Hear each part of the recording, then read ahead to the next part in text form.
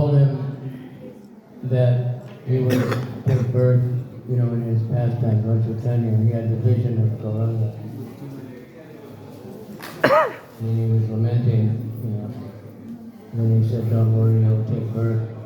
So he took birth as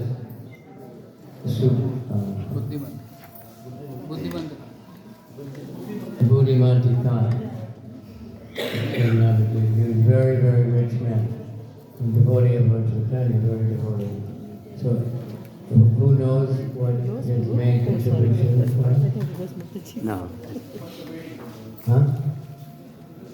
Marriage of Chaitanya Mahaprabhu. Sponsored. He sponsored the marriage.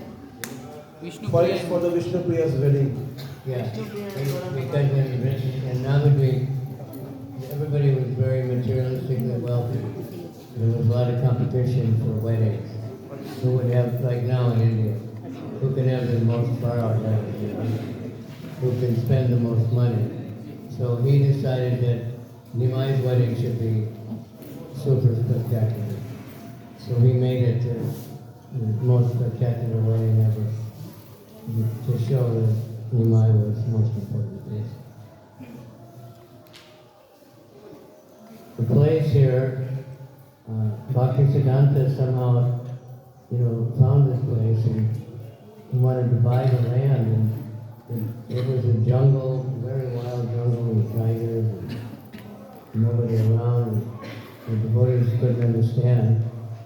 But then he explained that this was the place of Suvarna Vihar, and in excavating they found those stones that are out there. Those are from the palace of Suvarna Vihar. And that's about it, for this place. Obviously it's very auspicious, because Narada Muni came, it took trouble to come in. The king he says a lesson. He was very, very materialistic and not taking any. Narada Muni took pity on him. And he was very proud of his wealth. He preached to him very strongly, which we heard. Then he worshipped Lord Chaitanya. Then he appeared, able to take birth and be an intimate associate of Lord Chaitanya in his Navadvip Leela.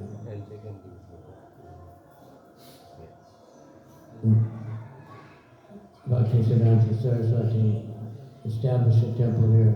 This particular temple was within the last 10 years. Quite nicely.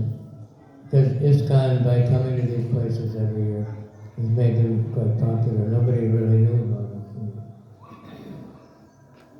And the devotees were quite generous, and everybody was able to build temples and carry on. And I won't say too much more. Time is marching on. We have the book that is a long writing about it from pretty well we'll say something. Right?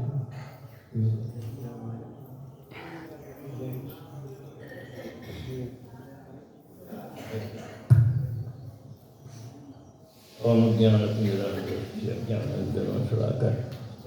Chakshurmalitanyena Tasmai Sri Guru.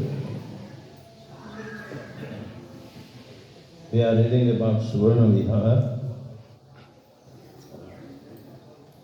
Navdyata Mahatmya, Pramankhand, 4th chapter, 37th verse. The Suvarna Sena Durge Sar Nartan Kirtane Hari. Sri Hari danced and the kirtan at the fort of King Suvarna Sen.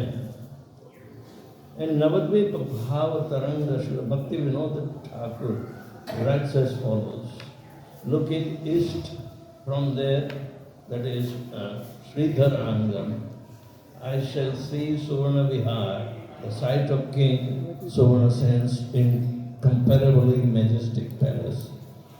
This is where the moonlight Lord Sri Gaurachandra dances along with his associates in the enchanting golden fog. When will I wander throughout the Suvarna Vihar along or in the company of other devotees, weeping and sobbing piteously with a choked voice. At the lotus feet of Gauranga, I will beg for a speck of service to divine couple and then offer my very life into the shelter of Sri Radha's lotus feet. King Suvarna Sen receives darshan of Gauranga. Suvarna Vihar is located in Godruma dwip on the southern side of the river Saraswati. This river is at present known as Jalangi, or otherwise Jalangi. People call it Jalangi, but Jalangi is the correct word. Jalangi is Jalanga, whose body is composed of with water. Is Jalangi. Lord Nityananda described this place to Sri Jiva as follows. During Satya Yuga, King Suvarna Sen was ruler of here. He had ruled his kingdom for a long time, and even though he had become very old and was still attached to his kingly duties, he was always engrossed in material life, and once due to his good fortune, Narad Muni visited his palace. The king was very happy to see Narad Muni and welcomed the sage by worshipping him nicely. He offered prostrated obeisances to Narad Muni and then took the king to the solitary place and mercifully explained to him Tattva Upadesh, instructions about the Tattva. Narad Muni said, "You are spending your days uselessly, only meditating on how to increase your wealth. You should know very well that the material wealth is useless and is the cause of all sufferings. The real supreme wealth is transcendental knowledge. Please try to think about this for once seriously within your own heart. None of your family members, like your wife or children, and all your relatives are yours eternally. At the time of your death, no one will be yours. When will you die? When you will die, all your relatives will put your body into river water to float away and go back to their respective houses. If no one is real relative of anyone, then why do you run after this false hope, hankering for so much material achievement? If you say that at least you are achieving pleasure in your life and are free from sufferings, and that is your justification for trying to accumulate wealth, dear king, that is also false. Because this body will be destroyed one day and it will not exist for more than 100 years. And therefore you should understand that the essence of everything is beyond this illusory material world, in the spiritual world. There are no traces of sufferings in the enjoyment. In this material world, some enjoyment is there, but it always comes along with suffering. One should know how to cross over the material existence. What kind of sadhana should one follow to achieve that wonderful results of going back to Godhead, where there is no sorrow or suffering? Not only by renunciation, nor just by knowledge can one achieve that. By knowledge and renunciation, one may become free from the material bondage and get liberation. But by achieving that kind of liberation, one does not get real pleasure. In fact, to get the kind of liberation is greatest loss, because material pleasure is lost and at the same time not much worthwhile is achieved. Therefore,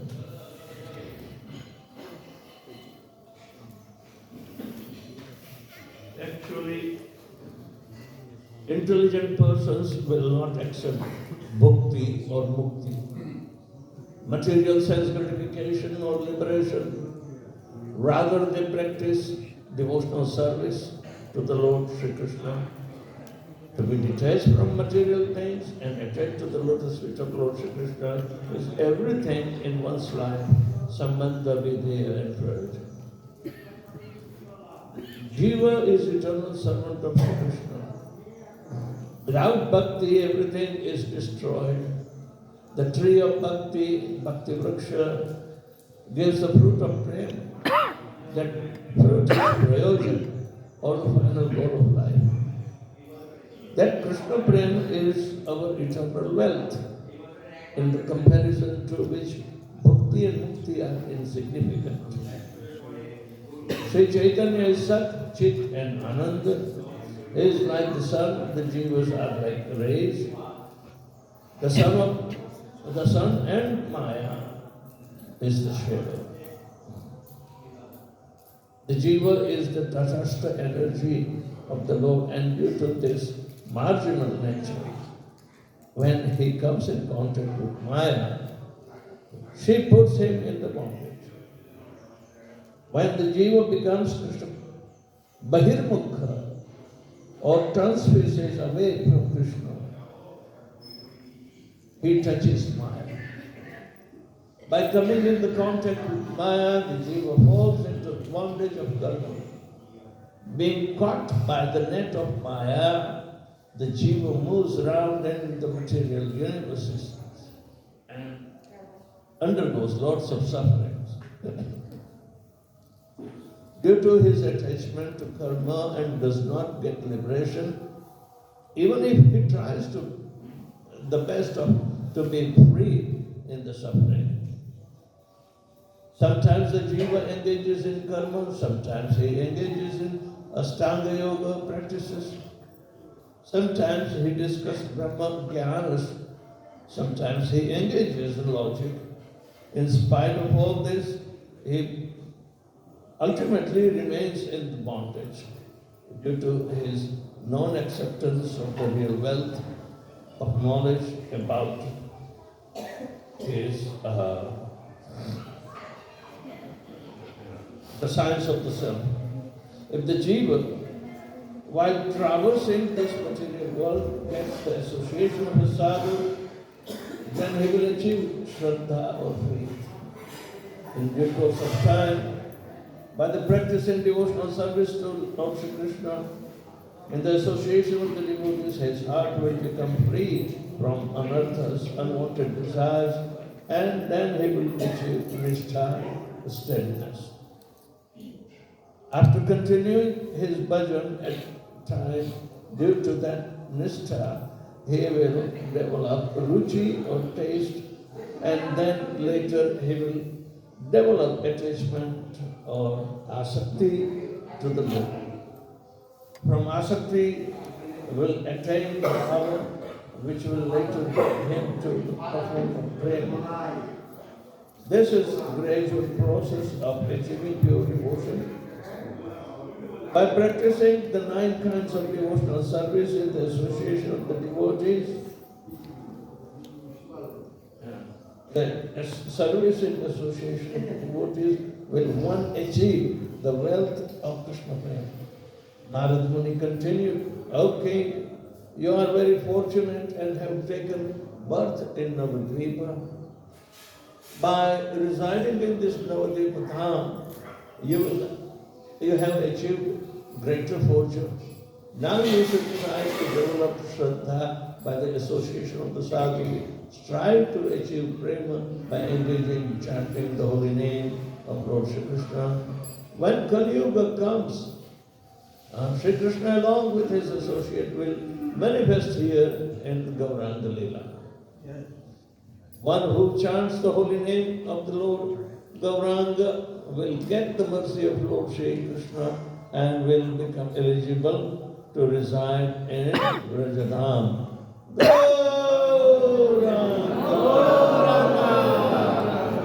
One who worships Lord Sri Krishna without chanting the holy name of the Lord Gauranga will get Sri Krishna after a long time. But one who chants the holy name of Gauranga will attain Krishna immediately. Because by chanting the holy name of Gauranga, he will become free from all offenses. While speaking to King Suvarna Vihar, in this way Narad Muni became very impatient. Due to the great ecstasy, he could not control himself any more than he started dancing, chanting the holy name of Gauranga. He was playing on his veena, chanting the name of Gaurahari and chanting the name of Sri Gaurahari and asking, when will that most blessed Kali Yuga come? While speaking these words, Narad Muni left. Just at that moment, King Suvarna Vihar developed Krishna Prem and started to dance, chanting the name of Gauranga. He was asking for Krishna Prem from all the Vaishnavas and thus became free from all material desires. Once, when the king was sleeping in the dream, and he dreamt that Gaur Gadadhar, along with all associates, were dancing in his courtyard. All of them were chanting Hare Krishna Mahamantra and embracing the fallen form of Lord Gaurahari. When the king woke up, he became very worried and started to cry for Gauranga. Suddenly he heard a voice, "Oh king, you will appear again during the manifested pastimes of Gauranga. You will be one of the greatest associates of Lord. Your name will be Buddhimanta Khan. During that time you will serve the lotus feet of the Lord." After hearing this Devavani, heavenly voice, the king became pacified and started to worship Gauranga. While Lord Nityananda was describing this subject to Srivas Thakur, who was an incarnation of Narad Muni, Srivas, in the mood of Narad Muni, fainted. Everyone very ecstatically started to chant the nectarian names of Gauranga, and Sri Jiva was rolling around on the ground. All of them were anticipating and praying for darshan of the golden form of Gauranga.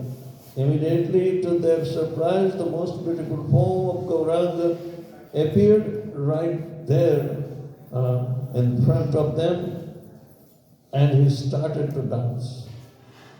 Nityananda, along with Sri Advaita Acharya, began chanting the glories of Gauranga Mahaprabhu, and there was a big kirtan with many mridangas. We don't have one mridanga.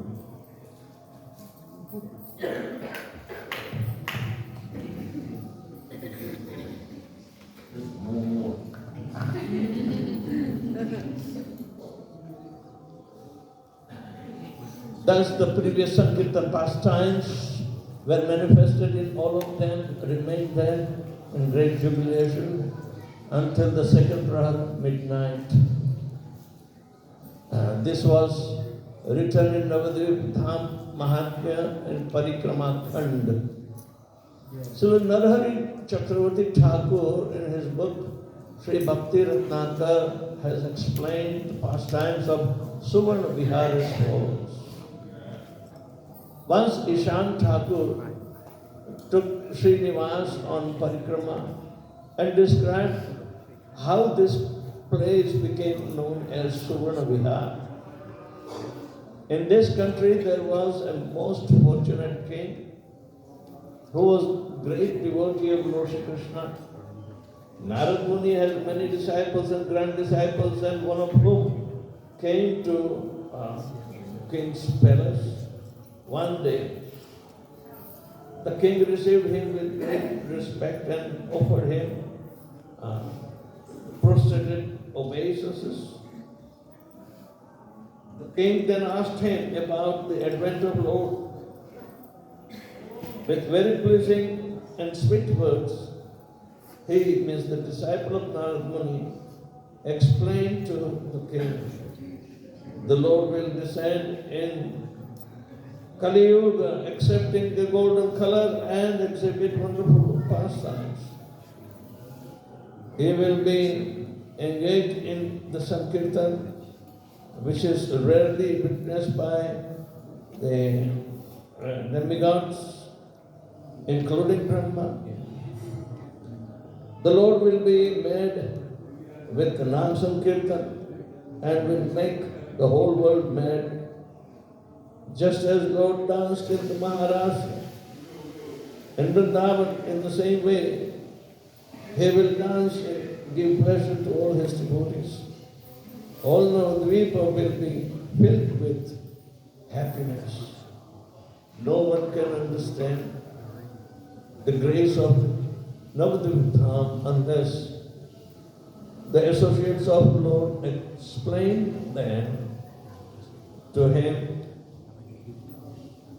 After speaking this and this way to the king, the great Vaishnava blessed him and left. There is Narad Muni left.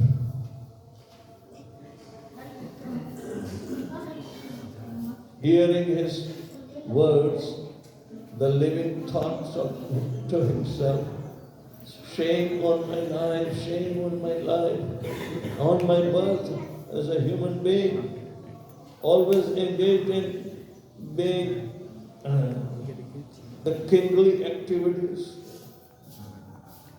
Is my bad fortune, or it is my bad fortune that I never had the association of the devotees. Without the association of the devotees, no one achieves the perfection in anything. After such a long period, this most merciful sadhu has now blessed me, and I know this Nanda, he is a word of my Lord.